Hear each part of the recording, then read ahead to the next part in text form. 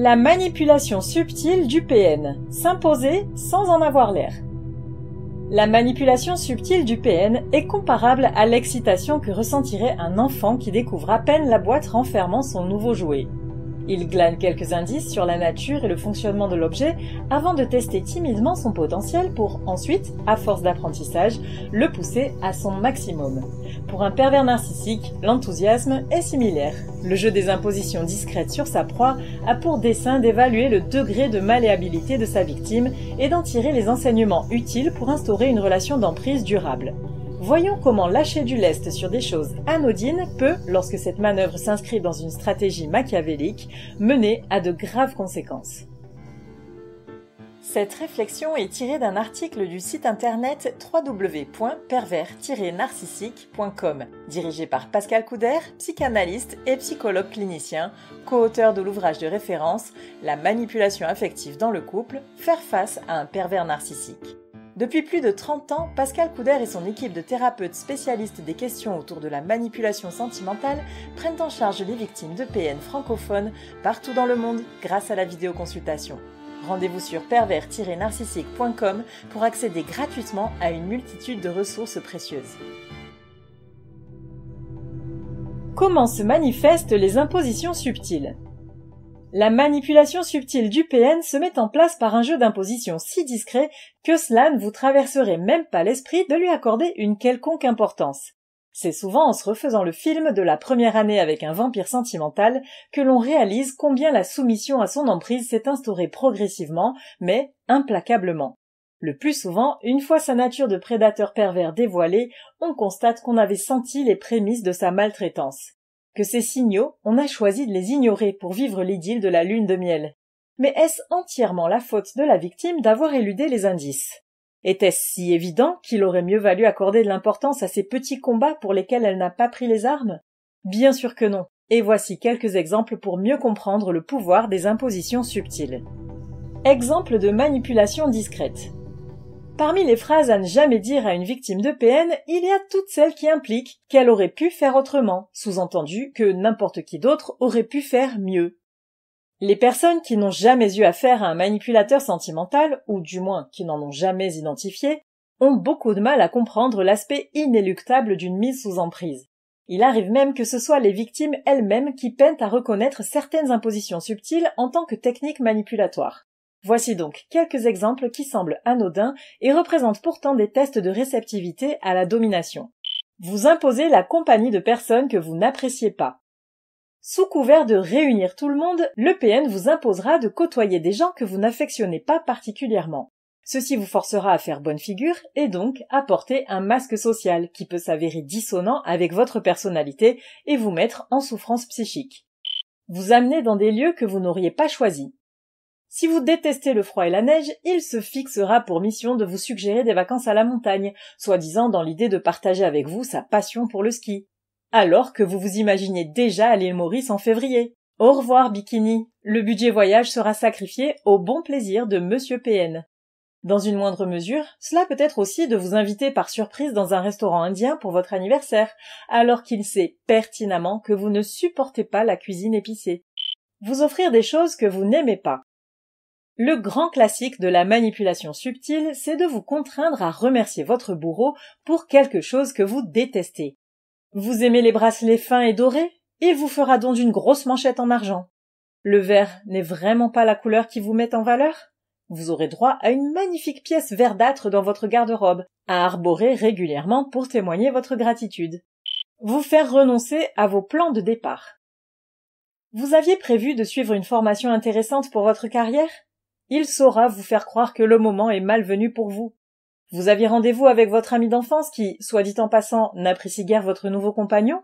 Pas de chance, il a prévu une balade romantique au même moment. Le bénéfice pour lui est double. En risquant de fâcher votre ami, cela vous isole pour vous rendre plus vulnérable à son influence, et cela écarte la fauteuse de troubles. Vous mettre en position de cautionner ce qui va à l'encontre de vos valeurs. Petit à petit, vous vous retrouverez dans des situations malaisantes de devoir reporter ou annuler ce qui était prévu, quitte à mentir. Vous vous verrez vous excuser auprès de tous ceux qui souhaitaient vous voir, y compris votre famille. Sous couvert de prioriser votre couple, vous vous oublierez et bientôt vous ne vous reconnaîtrez plus.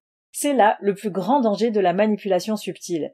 Croire que vous faites les choses de plein gré alors qu'en fait, elles vous sont instillées par un personnage malveillant. En quoi la manipulation subtile du PN est-elle dangereuse ?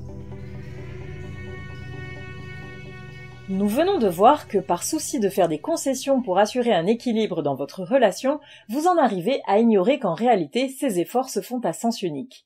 Identifier un pervers narcissique est un processus de longue haleine. Si, une fois que le masque tombe, on peut effectivement retracer la chronologie de son entreprise de destruction de sa victime sans difficulté, dans le vif du déroulement de l'histoire, rien n'est aussi limpide. Faire des efforts dans une relation est tout à fait sain et normal. Un couple se construit sur des compromis, surtout s'il est récent. Ainsi, se montrer arrangeant est souvent synonyme de maturité et démontre une réelle envie de bâtir à deux. Mais il ne faut pas confondre conciliance, compliance, conformisme et soumission. Pardonnez-nous si quelques-uns de ces termes semblent peu conventionnels selon les dictionnaires de langue française, mais ce sont des concepts souvent utilisés en psychologie pour la richesse du sens qu'ils portent. Être conciliant, c'est se placer dans une ouverture d'esprit, portée sur la bonne entente, plutôt que sur la défense d'intérêts personnels. Dans un autre registre, la compliance introduit une part de contrainte, une sorte d'injonction à coopérer sous peine de désagrément. Le conformisme est quant à lui régi par l'idée que l'on doit coller à certaines attentes, le plus souvent par peur du rejet. Enfin, la soumission décrit une attitude d'obéissance et se rapproche du schéma d'assujettissement chez la victime de PN. Nous vous invitons d'ailleurs à redécouvrir l'épisode sur les schémas des victimes de PN. Il y a donc un effet boule de neige dans le fait d'accepter de plus en plus l'autorité de votre partenaire et ce, sur plusieurs niveaux de gravité. Rappelons que certaines de ces impositions subtiles sont présentes et par conséquent détectables dès le premier rendez-vous avec un manipulateur émotionnel. Si vous avez un doute sur la légitimité de ces demandes constantes de compromis, faites l'essai au moins une fois de dire non. Il est de notoriété publique que le PN n'a absolument aucune tolérance à la frustration. Quelqu'un d'amoureux et de respectueux de vos besoins pourra comprendre votre refus. Un pervers narcissique le vivra comme un véritable affront. Et même s'il semble accepter momentanément votre assertivité par pure prudence, soyez attentive aux répercussions. Si vous sentez que votre partenaire cherche à se venger ou présente une attitude passive-agressive, c'est de très mauvais augure pour la suite de votre histoire de couple. La manipulation subtile du PN revêt une allure insignifiante qui pourrait très bien passer inaperçue si, toutefois, elle ne s'insérait pas dans un projet plus vaste de démolition de sa proie. Reconnaître ce mécanisme, c'est se protéger des risques bien réels de micro-traumatismes cumulatifs dont nous avons déjà parlé dans un épisode précédent. Avec un manipulateur sentimental, chaque coup est calculé et vise à lui apporter des bénéfices. Il n'y a pas de hasard, rien n'est anodin. Soyez prudente et attentive à votre ressenti profond. Tout ce qui vous éloigne de vos valeurs, de votre cercle familial et social, de vos projets, de vos aspirations, n'est pas destiné à vous épanouir. Surtout si c'est enrobé d'un amour qui semble bien opportun pour votre partenaire.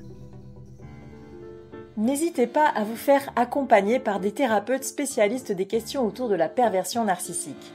Rendez-vous sur pervers-narcissique.com et trouvez-y de nombreux conseils sur comment mener la séparation, comment gérer l'après, la reconstruction et vous pourrez également entrer en contact avec un membre de l'équipe. Ne restez pas seul. Merci d'avoir écouté ce podcast.